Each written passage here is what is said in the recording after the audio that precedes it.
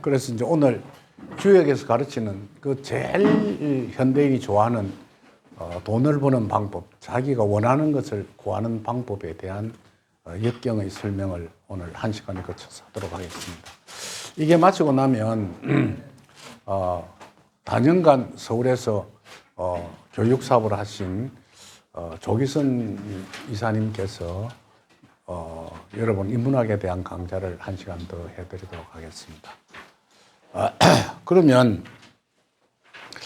우리들 흔히들 지금 선거 시절이고 해서 아주 변화가 무상하죠. 근데 그 변화에 대한 설명도 이 속에 들어 있습니다. 그 이거의장이라면 이게 구할익자거든요. 이건 뭘 구하려고 하면, 구한다는 것은 돌을 구한다, 또는 학문을 구한다, 돈을 번다, 모든 것, 결혼을 하기 위해서는 여자를 구한다 하는 모든 것을 구하기 위해서는 어떻게 해야 되느냐. 여러분들도 세상을 살면서 어떻게 사는 것이 제일 지혜로운 것인가를 알기 위해서 우리와 같이 공부를 하게 됐을 것입니다. 그러니까 뭘 알기 위해서는 어떻게 해야 할 것인가, 그에 대한 설명을 드리도록 하겠습니다. 제가 지금부터 한 5, 6년 전에 조성길 씨가 운영하는 장춘동에 있는 세계경영연구원이라는 데 강좌를 해달라 해서 갔습니다. 가서 강의를 해달라고 해서 상당히 또 그 이름 있는 교육기관이고 해서 강사비도 상당히 톡톡히 받았어요. 근데 가서 보니까 강의할 수 있는 대상이 5명밖에 없더라고. 그래서 내가 너무 사람이 많은데 강의하는 것도 좀 부담스럽지만은 사실은 사람이 너무 없는 데 가서 강좌를 하는 것도 굉장히 어려운 일입니다. 그래서 이제 자기소개를 해라 했어요. 그러니까 5명이 전부 다 서울에 있는 유수한 대학의 경제학 교수더라고요. 서강대학교, 국민대학교, 고려대학교 이런 등의 교수님들이고, 그 속에서 경영연구원이니까 경제에 관한 연구도 하고 서로 발표도 하고 하는 그런 분들이었대요. 그러니까 그 경영연구원의 연구원들이었어요. 그분이 주역이 뭔가를 알고 싶으니까 역경에 대한 강좌를 저한테 부탁을 했어요. 그래서 이거 안 되겠더라고. 그래서 내가 물었어. 경제학은 돈을 벌기 위해서 하시는 학문이죠. 하니까 그렇다는 거예요. 그러면 돈을 버는 방법이 무엇입니까? 이렇게 물으니까 대답을 못 하는 거예요. 사실 대학 4년 동안 대학원도 다니고 박사 과정을 위해서 미국에도 가서 공부하고 한국에 와서 다년간 책도 많이 쓰고 한 분들인데 학위는 다 받았겠죠. 그분들한테 경제학을 공부한 분들에게 돈 버는 방법을 물었다고. 그러니까 그 돈 버는 방법에 대한 솔직히 한마디로 이야기를 해달라 하니까 다들 아무도 못해. 그래서 그게 주역하고 무슨 관계가 있습니까? 라고 물어. 주역에서는 돈 버는 방법을 아주 명료하게 설명했습니다. 여러분 아십니까? 그러니까 대답을 못해. 그러니까 그래서 내가 역경에 있는 설명을 했습니다. 이제 그게 예를 들어서 이 입자가 경제적으로 이야기하면 돈을 버는 것을 말하는 겁니다. 그러니까 여러분들이 원하는 것을 구하는 것. 아마 연구원에 이렇게 찾아오셔서 공부하는 것도 여러분들이 뭔가 이 세상을 살아가는 데 있는 어떤 지혜가 이 속에 있는 것인가 하고 찾아오셨을 겁니다. 그걸 구하러 왔거든요. 근데 구하러 왔을 때는 제일 첫 장 일어났어요. 유유왕하라 이랬어요. 제가 참 제일 좋아하는 구절입니다. 그래서 제가 아호를 써줄 때도 이거의 장의 당과 상을 밑에다 설명을 해줍니다. 뭘 얻으려고 하거든 유유왕하거라 이랬거든. 돈을 벌려고 하거든 돈이 있는 장소로 가거라 이랬단 말이에요. 그건 사실이란 예를 들어서 장가를 가고 싶으면 장가를 갈 수 있는 곳으로 가라. 여자들이 많이 있는 곳으로 가거라. 그렇지 않습니까? 예를 들어서 여러분들이 진리를 구하려고 하거든 진리를 가르쳐주는 스승의 곁으로 가거라. 요 말이에요. 그 이제 이게 왜냐면 신용이라면 신용. 진짜 실질적으로 어떻게 내가 일을 해보라 이 말이에요. 여러분들도 돈을 벌려고 하거든 돈 있는 장소로 가야 합니다. 그래서 지금 현대의 사회가 우리가 대학을 갈 때는 이랬습니다. 제일 처음에 대학을 들어가니까 그때는 굉장히 힘든 시절이 돼서 그런지 대학을 나도 취직을 잘 못했어요. 그러니까 제일 첫 번째 오리엔테이션을 할 때 뭐라 했냐면 교수가 나와서 여러분들이 대학을 왔을 때는 직업을 구하러 온 것이 아니고 이 속에서 공부를 해서 여러분의 이념과 사상을 완성시켜서 세상을 사십시오. 그 이념과 사상을 가지고 있으면서 농부가 되어도 좋고 하다못해 구멍가게를 하더라도 자기의 사상을 갖춘 사람이 그 일을 하는 것은 상당히 훌륭한 일입니다. 그걸 배우려 대학에 왔습니다. 이렇게 이야기를 했는데 요즘 대학은 어쨌든 취직하고 먹고 살고 돈 많이 벌고 하는 걸 가르쳐 준다고요. 그러니까 옛날에는 제일 많이 다니던 철학과라든지 또는 인문학과 같은 인문학에 관한 것은 거진 사라지고 실질적으로 취직을 많이 한 장소로만 막 학생들이 몰려 들어가고 있는 거예요. 그것도 어려우니까 공무원이 되기 위해서 노력을 하고 하여튼 먹고 살기 위한 방법 속에서 움직이는 것이 대학이 되어버려서 사실은 옛날과 많이 다른 겁니다. 그래서 이제 신용을 구하기 위해 첫 번째 이유요왕하라. 여러분들이 원하는 것이 있으면 원하는 장소로 가거라 이랬단 말이에요. 두 번째는 이습대천하라. 이게 이제 큰 내를 건너는 것이 이롭다는 것은 예를 들어서 이 강이 있습니다. 이 강가에 서서 이 강을 건너야 여기 행복이라는 강인데 이 강을 건너야 강을 건너는 것을 도전이라 하거든요. 도전하라 이랬다. 그럼 도전하기 위해서는 어떻게 해야 되느냐? 여기에 있는 사람이 이쪽으로 건너가면 이 다른 세상이에요. 그럼 현재의 상황을 사실은 깨끗이 잊고 새로운 상태로 변환을 가져와야 한다. 변화해야 한다는 말이에요.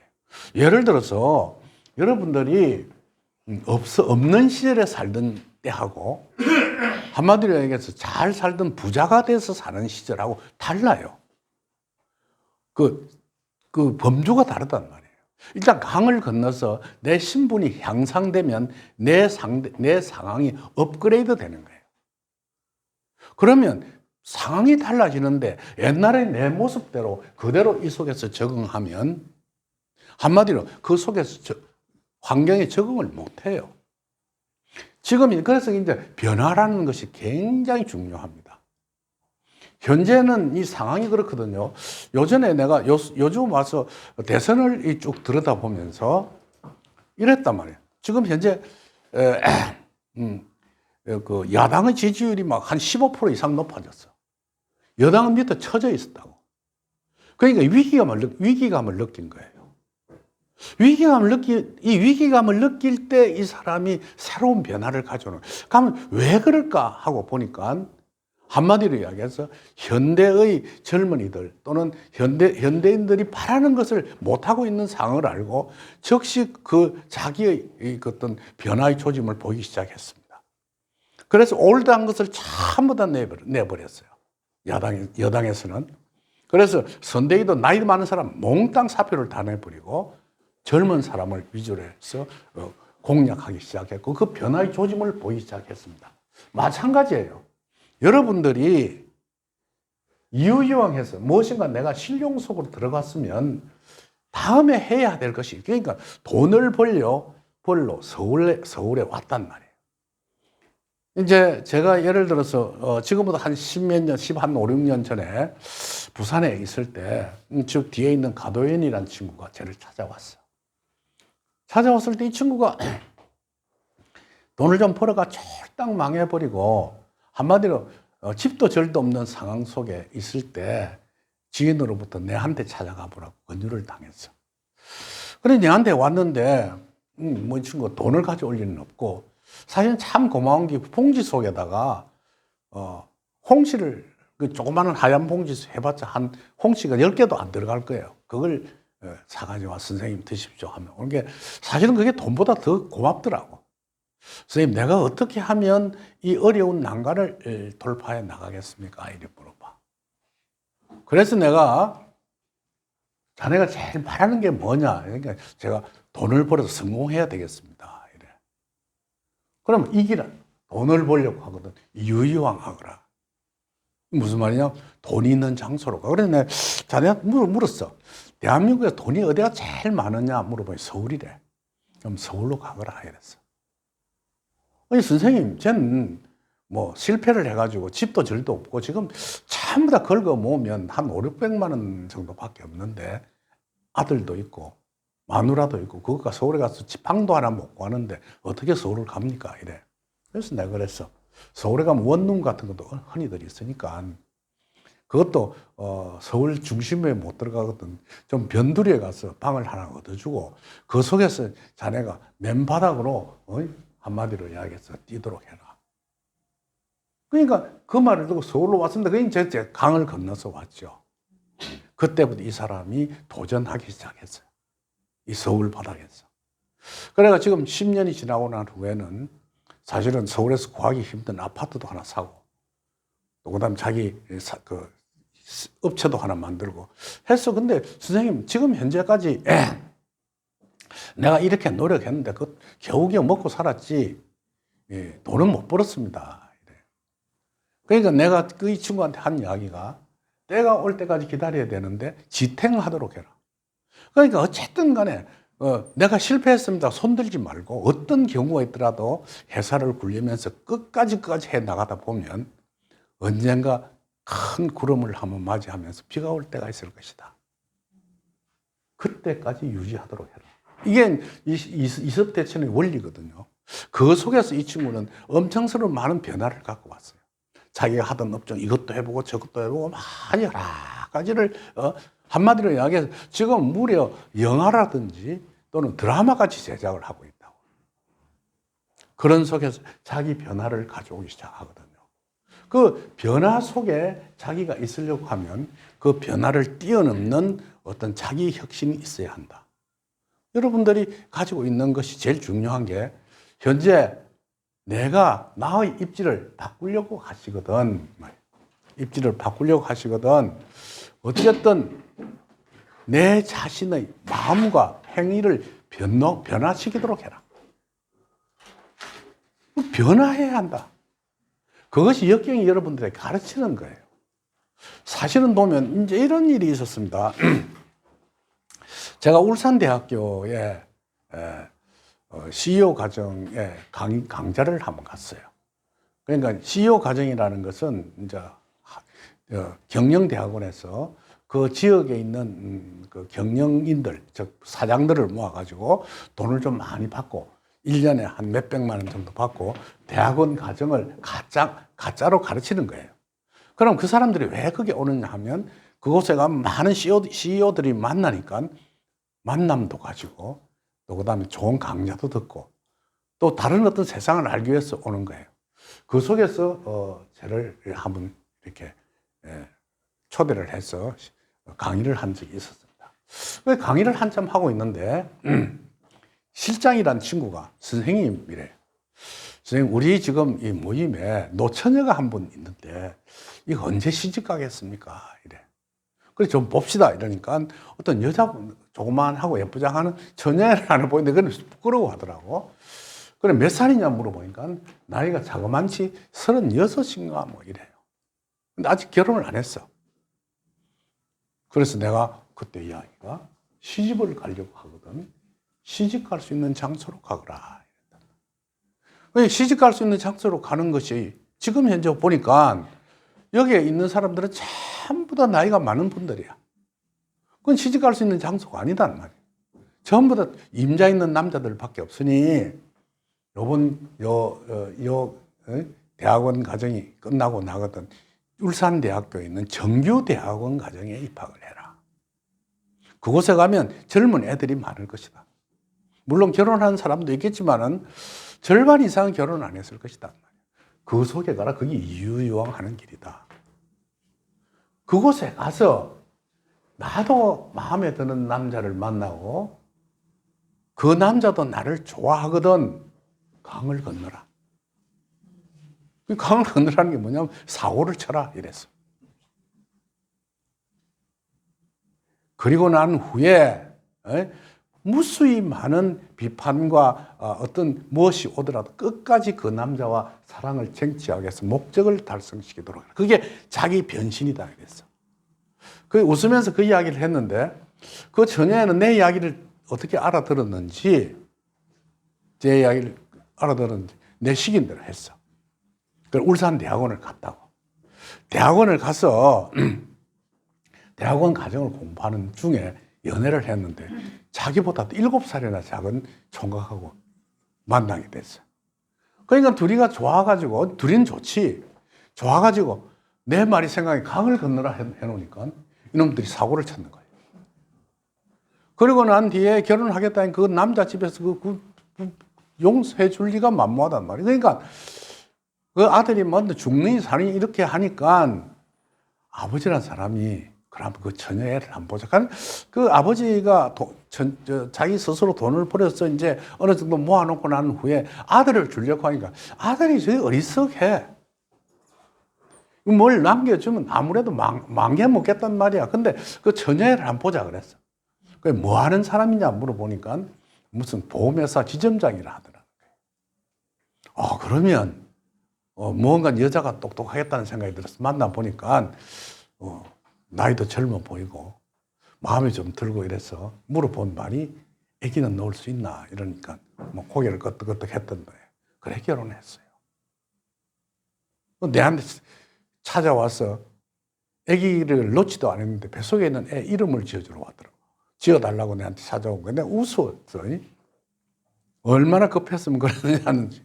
이게 무슨 말이냐면 이 변화하는 것이 이렇다는 거예요. 자기 자신이 변화하는 방법이 바로 이것이다. 여러분들이 가지고 있는 묵은 때를 없애려고 하거든. 그 때 속에서 벗어나야 한다. 그러기 위해서는 자기 스스로 일신을 변화시켜야 한다는 것이죠. 그럼 자기도 변화하지 않으면서 새로운 길을 갈 수는 없는 것이다. 이게 주역이 가르치는 이거의 장의 첫 번째 이야기. 그러니까 주역은 이건 유유왕하고 이섭대천하느니라. 이게 딱 두 말밖에 없어요. 본문에는. 그래 놓고 난데 단과 상이 나옵니다. 그러니까 이제 그래 해놓고 난 후에 다음 이야기가 뭐냐 하면 그러면 이섭대천해서 뭘 하려고 하거든. 내 일을 하려고 하거든. 어떤 이야기를 했냐면 가항에 용이 대작이라 했다.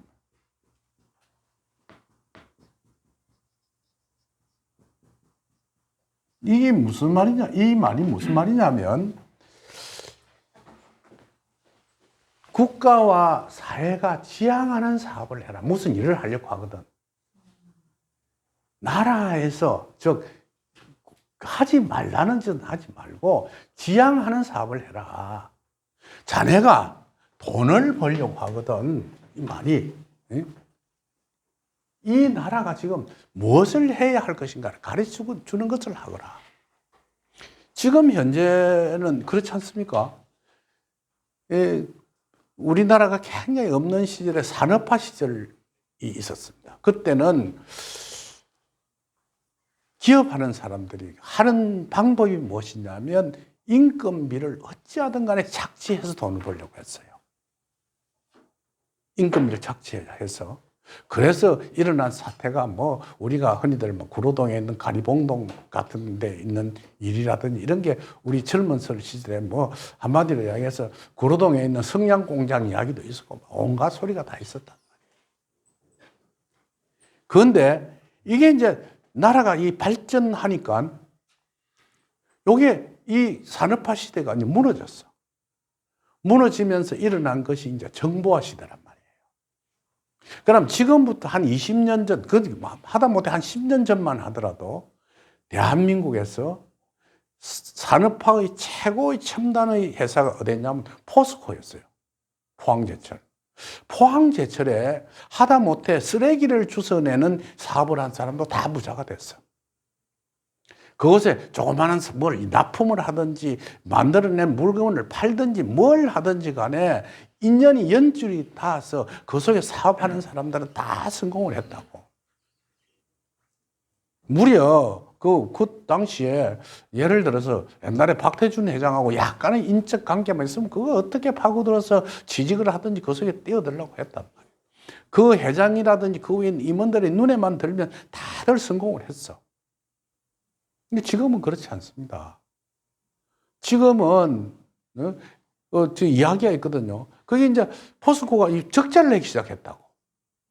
이제 산업화 시절이 끝나니까. 그래서 나타난 것이 지금 현재의 회장은 옛날에는 대부분 다 공대 출신이 회장이 됐는데 지금은 아마 경영학을 하신 분이 회장이란 말이에요. 그 회장이 된 후에는 이 회사를 흑자를 내기 위해서는 그 관련된 업체를 쥐어짜기 시작해서 관계 맺고 있는 사람들이 절절 매는 거예요. 그와 반면에 재계의 1위부터 10위까지를 여러분 자세히 한번 보십시오. 옛날에는 삼성전자, 포스코 뭐 이런 것이었는데 이제는 삼성전자도 반도체를 빼버리면 별로 힘을 못 써요. 1위가 카카오란 말이에요. 그리고 난 뒤에 네이버. 이게 솔직히 이야기해서 네이버 회사에 가보세요. 빌딩만 있고 안에 책상만 있지 아무것도 없어. 전부 다 직원들이 그 아주 용량 높은 그 컴퓨터 앞에 앉아서 후다닥거리는 것밖에 없다고. 무형의 재산을 가지고 지금 운영을 하고 있는 이런 시절이 됐단 말이에요. 그래서 대전에 있는 아주 유명한 유수의 대학에서는 뭐냐 하면 전부 다 스타트 기업을 만들기 위해서 1인 기업을 만들어서 나온 게 최범수 회장이라든지 그런데 전부 그 출신들이란 말이에요. 지금 스타트업 하는 것이 제일 첫째가 인공지능이에요.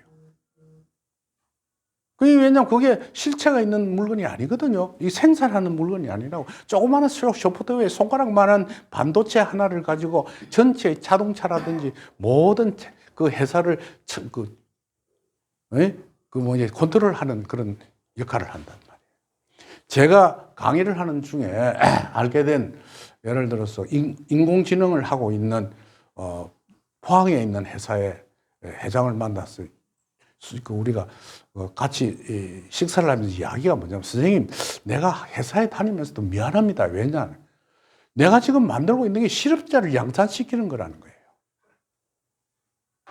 전부 실업자를 만든다는 거예요. 왜냐하면 내가 알고 있는 회사 중에 하나가 마찰 용접을 하는 회사인데 마찰 용접이란 뭐냐면 물건과 물건을 갖다 빠른 속도로 회전을 시키면서 둘이 가까이 붙이면 열을 일으키면서 이게 용접이 돼버리는 걸 말합니다. 그래서 옛날에는 그 아주 이런 마르보 같은 걸 갖다가 회전을 시키면서 했는데 지금은 어떤 걸 하느냐 하면 한 요만 할 거예요. 요 절반은 구리고 절반은 알루미늄이에요. 알루미늄과 구리를 갖다가 마찰을 시키면서 용접을 시켜요. 이게 왜 시키느냐 하면 이 배터리에 들어가요. 배터리에 들어가는데 한 줄은 음극이고 한 줄은 양극이 나온다 하더라고. 그걸 갖다가 만드는데 제일 처음에는 내가 그때 그 회사를 찾아갔을 때 회사 직원이 한 180명 정도 있었어. 그걸 갖다가 이 CEO가 어떻게 하냐면 전부 자동화를 시켰어. 그러니까 자동화를 시켜서 두 번째 갔을 때는 한 70명 정도로 줄였더라고. 세 번째 갔을 때 8명 있는 거예요. 180명, 8명의 숫자예요. 그런데 생산되는 양은 8배가 많아졌다는 거예요. 맨 마지막에 갔을 때는요, 사무실 직원만 있고 그 현장에는 2명밖에 없어. 8명이 뭐냐면 검사원들이었어요.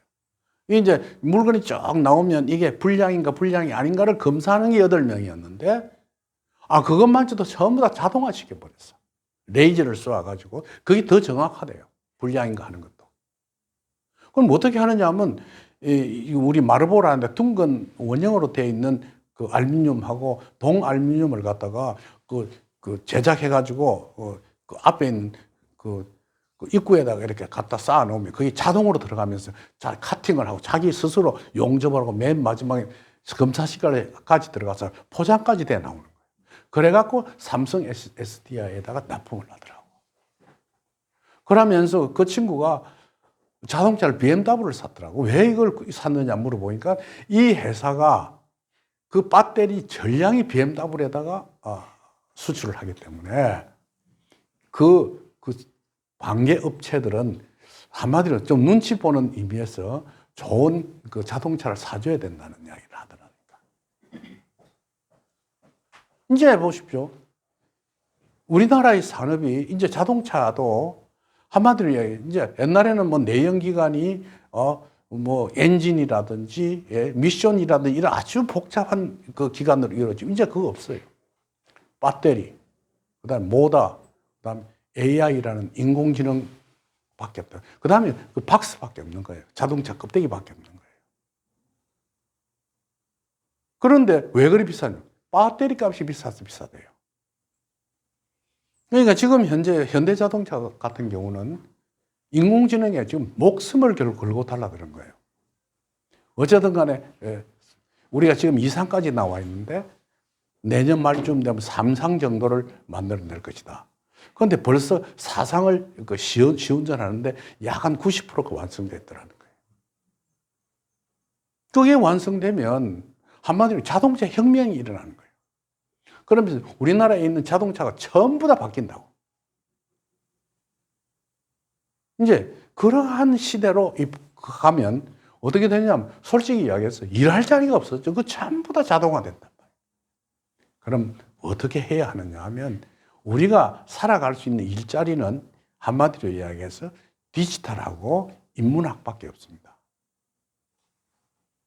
그 디지털을 연구하기 위한 그 모든 그 근원은 인문학 속에서 나온다고 해요. 공학도가 또는 의학도가 인문학을 모르면 기술자예요. 의사도 인문학적인 사고를 가진 분은 의사같이 보이는데 그게 없으면 똑 장사꾼같이 보인다고.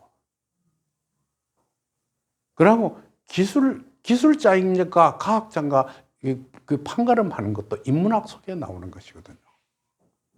그래서 요전에 우리 사무실에 제가 제일 좋아하는 친구가 다음에 한번 내가 불러서 여러분들한테 강의를 한번 부탁드릴 텐데 백승기라는 항공대 총장을 지내신 분이 있습니다. 그 이제 저를 서울에서 만나가지고 이야기가 나를 엄청 부러워하는 거예요. 난 그 사람 총장 다닐 때 그 사람하고는 부러운 게 없었어.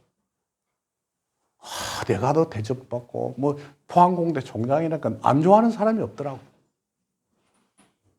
그리고 아주 높은 연봉에 자기가 쓰고 뭐 모든 것이 좀 풍족하게 사는 그런 분이었고 대학도 서울대학교 대학원까지 나오고 미국에는 코넬 대학에 가서 박사학위를 받아와서 포항공대 교수로 쭉 있다가 총장까지 올라간 분이에요. 근데 그 사람이 이제 퇴직을 하고 나와서 갈 데가 없어. 그래서 내가 이야기를 했어. 그 백 총장, 그동안 그렇게 열심히 공부를 했는데, 그럼 그 공학을 가지고 강의를 하면 되지 않습니까? 하니까, 선생님, 그게 아니라는 거예요. 공학은 3개월만 공부하지 않으면 그거 다 구닥다리가 된다는 거예요. 자기가 3개월만 공부 안 하면, 한마디로 이야기해, 따라 붙일 수가 없대요. 그만큼 빠른 속도로 발전해 간다는 거예요. 그래서 이런 이야기를 하더라고. 자기가 내 몸이 어디 아파가지고 아주 고생을 하고 있었는데 자기가 아는 의사한테 가봐도 별로 효과가 없더라는 거예요. 그래 고생을 하고 있으니까 젊은 교수가 한단 말이 총장님 그 병 거 간단합니다. 어떻게 고치느냐 하니까 저 포항 시내에서 젊은 의사가 운영하는 병원을 가십시오. 자기가 가는 데는 자기 또 나이가 비싼 나이 많은 의사한테만 갔단 말이에요. 그래서 그 친구를 말을 믿고 어디 수소문을 해서 젊은 의사가 하는 병원을 찾아갔어. 찾아가서 진단하고 하니까 금방 낫게 하더라는 거예요. 왜냐하면 나이 많은 의사는 현대의학을 공부를 안 해서 자기가 공부하는 걸 갖고 계속 답습하고 나왔는데 젊은 의사는 현대의학을 공부해 나온 거예요. 그래 놓으니까 앓고 있는 병이 아무것도 아닌 게 그 사람 눈에서 볼 때는. 그러니까 그때 자기가 깜짝 놀랐다는 거예요. 자기 생각에는 그 오랫동안 그 의사 생활을 한 나이 많은 의사가 훨씬 훌륭한 의사가 아닐 것이라고 고집하고 있었는데 막상 그걸 겪고 보니까 젊은 의사, 최근에 대학을 졸업한 의사한테 가니까 자기가 가지고 있는 병은 아무것도 아니더라는 거예요. 그만큼 빠른 속도로 이 과학이 발달하고 있기 때문에 자기는 한마디로 이야기해서 공학을 가지고 내가 강의를 못한다는 거예요. 그런데 내가 하고 있는 인문학은 이게 2500년 전의 학문이란 말이에요. 이 학문이. 이 변하지를 않아. 변하지를 않는데도 이게 우리가 소면하는 순간까지도 고전 인문학으로 남는 거예요. 이 고전 인문학이라는 것이 현대의 인문학하고 서로 상충하면 서로 부딪히면서 새로운 어떤 기틀을 만들어내는 것이 현대의 인문학이라고 할 수가 있습니다. 그래서 제 시간 뒤편에는 최근에 우리 이제 조기선 씨가 일본 대학을 졸업 맞고 한국에 와서 한 40년 동안 인문학 강좌를 하신 분이에요. 그래 한국의 마케팅 전술에서는 최고봉이라고 할 수 있는 분인데 제가 어떻게 사정을 해서 여러분들한테 강좌를 부탁을 했습니다. 그 이야기도 한번 들어보시도록 그렇게 했으면 좋겠습니다. 아시겠죠? 네. 그러니까 이 주역이 이렇게 아주 재밌는 이야기를 하고 있단 말이에요. 그렇게 하고 있다. 그러니까 이게 한 개부터 끝까지 하나하나 자기의 입지를 설명해 나가고 있습니다. 그래서 제가 생각할 땐 그렇죠. 이 우리가 이야기하고 있는 이 고전도 익히면 사실은 여러분 많은 어떤 삶의 지혜가 될 것이라고 바람하지 않는단 말이에요. 그래 주역의 장에서 이제 마지막으로 요 중간에 이야기들이 있는데 그까지 한 복잡하고 여러분 책으로 읽으면 돼요. 마지막 장에 여러분 주변에 이 친구가 망할 친구인지 흥할 친구인지 알 수가 없단 말이에요. 그렇죠? 내일 부도 내일 친구면서도 오늘까지는 생생하게 돌아다니는 사람이 굉장히 많습니다. 내일 부도 날 사람인데도. 그런데 그걸 판단하는 방법을 역경에 설명하고 있다고요. 그게 이제 뭘 했냐면 일어났거든요.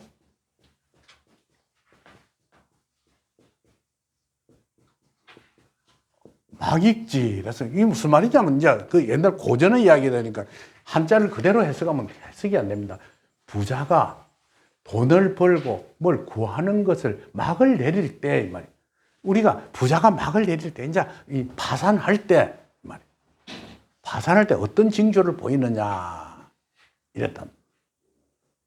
두 번째 이야기가 혹격지 했습니다.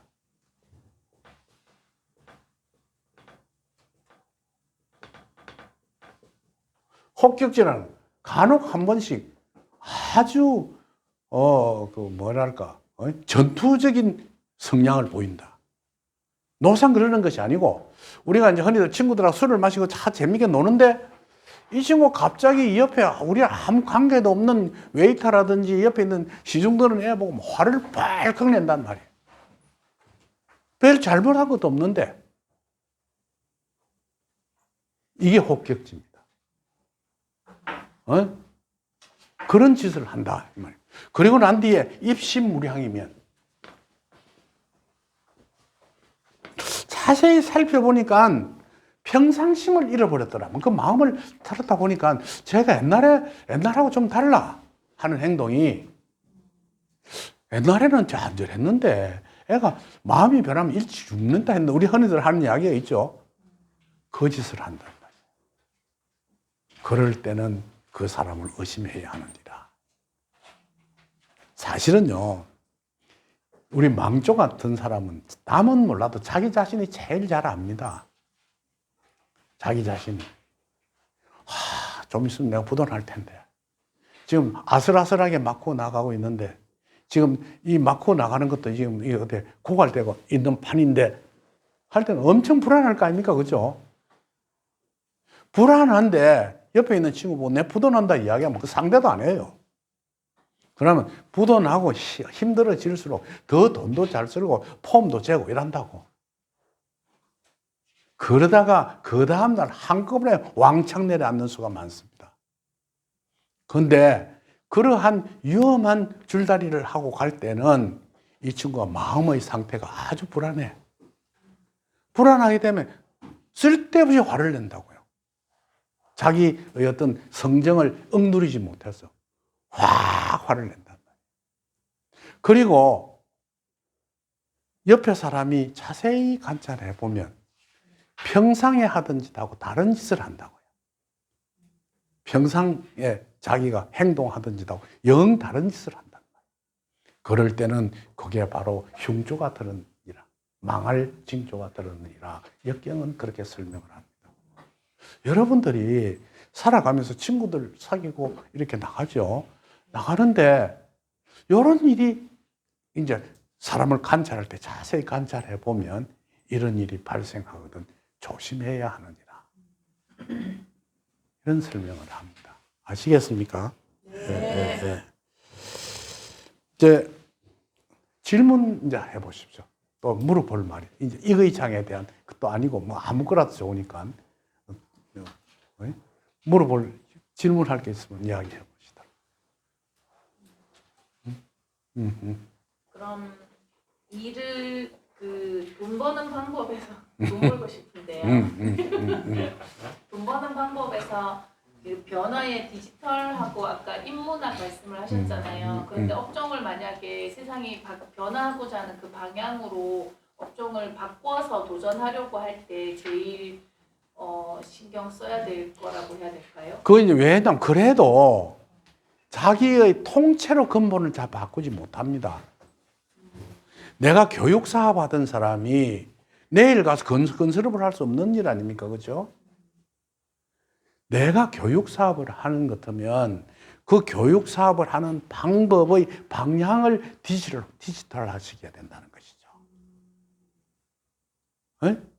예를 들어서 내가 병원을 한단 말이에요. 병원을 하면 옛날에 뭐 구닥다리로 하는 것보다는 좀 초현대적인 방법으로 전환을 시켜야 한다는 것이죠. 내가 이제 울산에 가면 치과가 있어. CK 치과라고 있는데 아주 잘 돼, 이게. 울산에 어디 재숙 씨가 사니까 엄청 잘 되는 치과 병원입니다. 그래, 내가 이제 왜냐면, 옛날에 구본영 선생이라고 돌아가셨습니다만, 그분이 변화 경영을 해서, 경영은 1인자라고 했죠. 그래서 많은 제자들을 두고 그 사람이 쓴 책이 익숙한 것들과의 결별인가 하는 책을 쓰고 해서 아주 히트를 쳤죠. 그래서 많은 사람들이 가지고 우리나라에 아주 중간 베스트셀러로 아주 유명한 책입니다. 근데 그분이 사람들이 찾아오면 상담도 하고 하는데 사실은 그분은 상담할 줄은 몰라요. 나는 상담하는 것이 일생을 했단 말이에요. 상담하는 게. 오늘도 뭐 상담자를 만나고 왔죠. 왜 만나고 왔느냐 하면 사실은 여러분들하고 이렇게 만나려고 서울 올라오고 부산 내려가면 경비가 많이 들어요. 근데 이렇게 수업하는 것도 내가 사실은 순수하게 하기 위해서 무료로 하고 하는 이유는 내 의지로 사는데 힘들단 말이에요. 그래서 올라올 때마다 우리 매니저한테 상담자를 좀 이렇게 모아라 해서 모아서 이제 하는데, 그럼 상담을 하는데 그 사람들이 저 친구 알지만 한 번도 내한테 만나서 불만을 하고 나간 사람이 없었어요. 우리 오늘은 은행원이 하나 찾아왔어. 분당 야탑동에 있는 은행이라 하더라고. 찾아왔는데 내가 쭉 이야기하는 중에 이 친구 은행이니까 엄청스럽게 뭐랄까 냉정했을 거다. 그래도 상당히 뭐랄까 그 감동을 받았다는 거예요. 이유가 뭔지 압니까? 자기를 내가 아니까 그래요. 여러분들이 내 사람을 사귈 때 제일 행복한 사람은 누구냐 하면 자기를 알아주는 사람이거든요. 부부 간에 왜 갈라지는 줄 압니까? 자기를 몰라주기 때문에 그래요. 같이 살면서도 내 마음을 통 모른단 말이에요. 자기 자신의 마음을. 모르면 흩어지는 거예요. 그 오늘 찾아오신 분한테 내가 그 사람 마음을 정확하게 읽었어. 그러니까 상당히 흡족했을 거예요. 또 그전에도 오신 분들이 있었어. 왜냐하면 나는 한 50년 동안 사람들을 봐왔단 말이에요. 그러니까 사람을 척 보면 그 사람의 마음을 읽어. 그래서 그 사람의 갈 길을 정해 주거든요. 그게 참 중요하단 말이에요. 그러니까 여러분들이 가지고 있는 직업을 바꾸라는 것이 아니고 직업을 변화시키라는 거예요. 직장을 변화시키라는 거예요. 그냥 구닥다리라요. 그러니까 지금 그 병원이 왜 잘 되느냐 하면 첫째 가면 깨끗해요. 한마디로 먼지 하나 없을 정도로 디자인을 했다고. 그리고 한마디로 굉장히 청결하게 해놨어. 먼지 하나 병원 속에 안 보일 정도로 깨끗하게 운영을 해요. 물론 기계 하나까지도 우리가 볼 때는 최신형으로 하는 것 같아요. 제일 좋은 기계만 넣어서 하는 거고, 들어가면 우리가 CT 촬영을 하는 것도 아주 현대적으로 했어요. 탁 앉으면 CT가 돌면서 찍을 수 있도록 이렇게 만들어준다. 그렇게 이제 첫 번째 그렇게 운영을 하고, 두 번째 신경을 어떻게 쓰느냐면 그 안에 보면 간호사, 조무사, 그 행정원 이런 것들이 많습니다. 많으면 그 친구들을 교육을 철저하게 시켜요. 첫째 친절하게.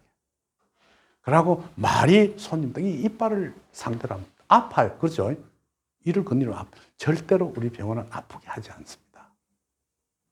그리고 아주 애교 섞인 목소리로 이야기하도록 하고, 내가 그곳에 가서 강의를 여러 번 했어요. 한때 그 친구한테 하는 이야기가 돈을 좀 더 주더라도 밑에 간호사나 조무사를 밑에 직원을 쓸 때 여자는 예쁜 여자를 쓰라.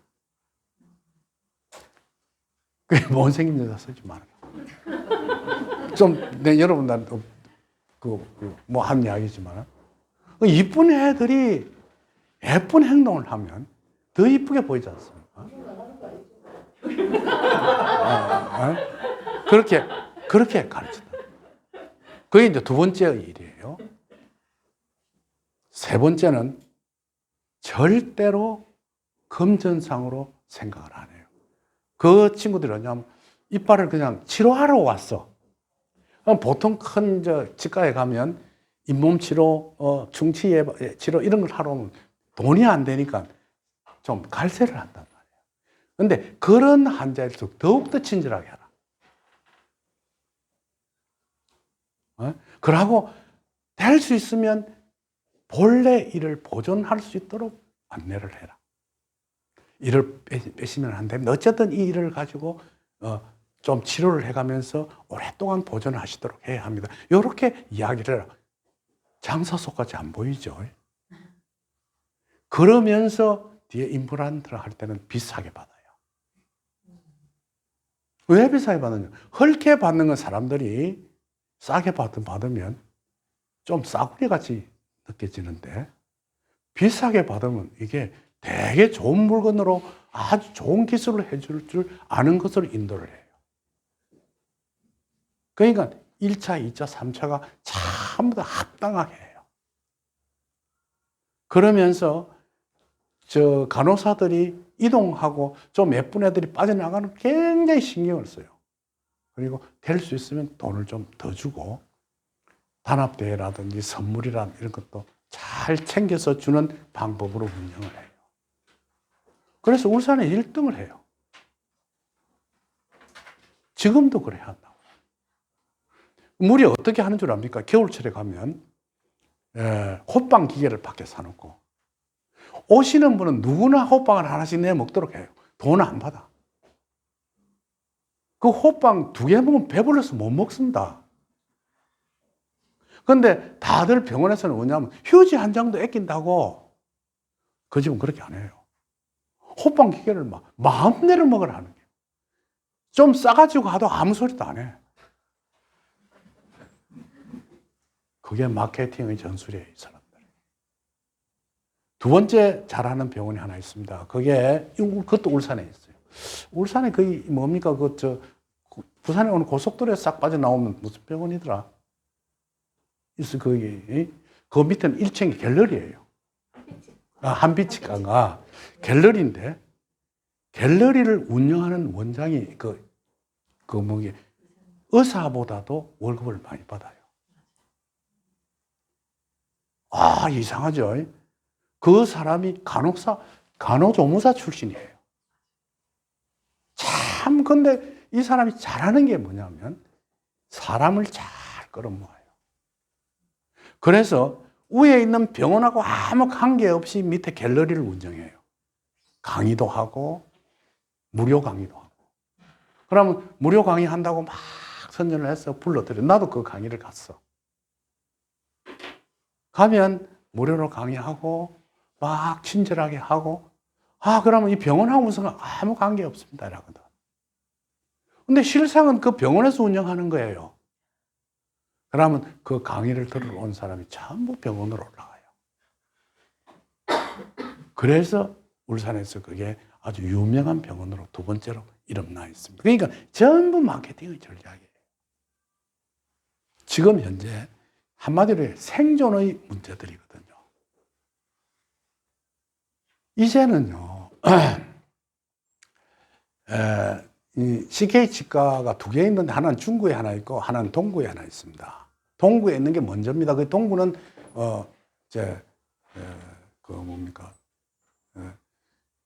조선소에 있는 근처죠. 울산 조선인가 울산 중공업 근처에 있는데 거기가 아주 헐찍한 동네입니다. 화려한 동네가 아니고. 그런데 거기에서 돈을 벌어가지고 중구에 있는 병원을 지었는데 12층 건물이 몽땅 치과병원입니다. 12층을 전부 다 치과를 한다는 그게 말이나 된 소리라고 생각합니까? 그죠? 근데 맨 위에 층은 휴게실, 그 다음 층은 뭐냐면 강의실 이런 것들이에요. 그리고 휴게 공간이 아주 많아요. 그러면서 각 층마다 원장을 두가지고 경쟁을 하게끔 해요. 그러고 대표 원장은 일을 안 해요. 중국이나 다니고 일하면서. 그 뭐냐면 거의 전부 일종은 지금은요, 옛날에 아끼고 안 쓰고 이런 게 문제가 아니고 풍부하게 쓰면서 한마디로 이야기해서 이제는 내라도 옛날 살림하고 좀 다르기 때문에 좀 나은 병원, 좀 더 괜찮은 장소로 찾아 들어가려고 하거든요. 그게 현대의 병원들의 이치란 말이에요. 지금은요, 여러분들이 가지고 있는 직업이 다 훌륭합니다. 나쁜 직업이 하나도 없어요. 그런데 그게 옛날식으로 그대로 유지하고 가면 실패해요. 그걸 변화시켜라. 현대화시켜라. 디지털화시켜라. 자동화시켜라.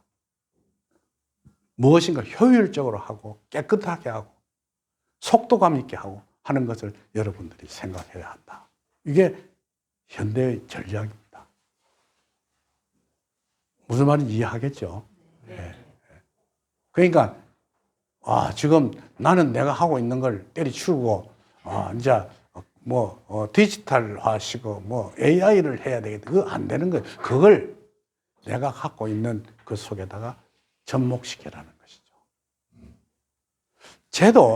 지금 현재 우리나라가 제일 망조가 든 게 뭐냐면요, 교육자가 자기가 갖고 있는 사상을 반대하면 조지는, 예를 들어서 주역을 서울대학에서 가르친단 말이에요. 가르치는 밑에 제자들이 내 이야기를 듣고 보니까 지금 선생님이 가르치는 주역이 엉터리같이 들리거든요. 그래서 그걸 반박했다면 다음 교수 못해요. 그래서 옛날식으로 그대로 이어가는 거예요. 우리나라가 지금 현재 제일 부족한 인력이 있습니다. 그게 컴퓨터 공학입니다. 근데 사람을 못 늘려. 왜 느리면 교수들이 데모를 했었어. 수요는 많은데 충당을 못 시켜주는 거예요. 그게 지금 현재 그런 혁명을 한국에 일으키려고 하고 있는 게, 그게 안 되니까 젊은이들이 들고 일어나는 거예요. 지금 대한민국이가 뭐 한마디 검찰공화국이다시피 난리를 치기니까 젊은이들이 검은 유착을 끊으라고 나서는 이유가 뭘까요? 왜? 나이 든 사람이 변화를 못 일으켰기 때문에 일어나는 현상. 그런데 사실은 세계적인 추세로 보면 대한민국이 변화의 선두주자라고 하거든요. 그런데도 우리가 볼 때는 부족하단 말이에요. 그러니까 이게 성공하면 한국은 엄청스러운 빠른 속도로 변화해 갈 것이다.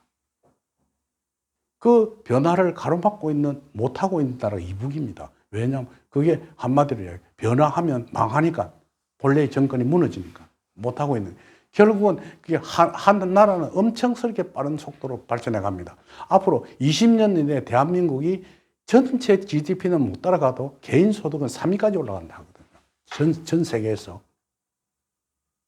중국, 미국 다음 한국이라 하거든요. 개인 소득은. 좀 있으면 캐나다를 넘어간다는 나라가 우리나라입니다. 그러니까 여러분들이 그 첨단 속에서, 그러니까 제가 이야기하고 제가 있는 사상은 여러분들이 주역을 얘한테 공부하더라도 주역을 변화시켜라. 내가 가르치고 있는 주역보다 더 나은 학문을 여러분들이 개발해라.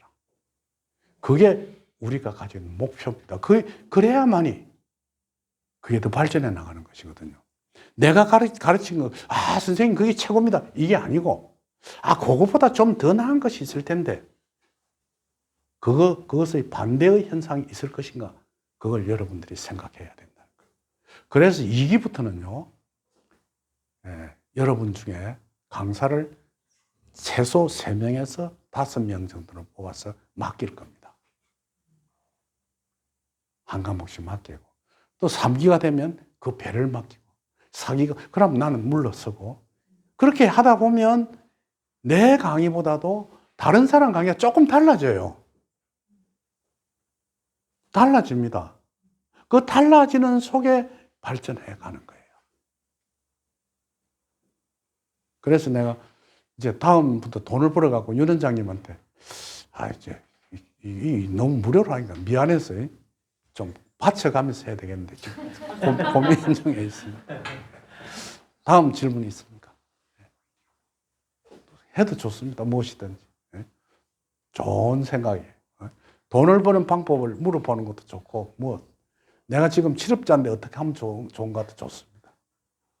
부끄럽게 생각할 필요는 없어요. 우리 다 같은 동료인데. 그죠?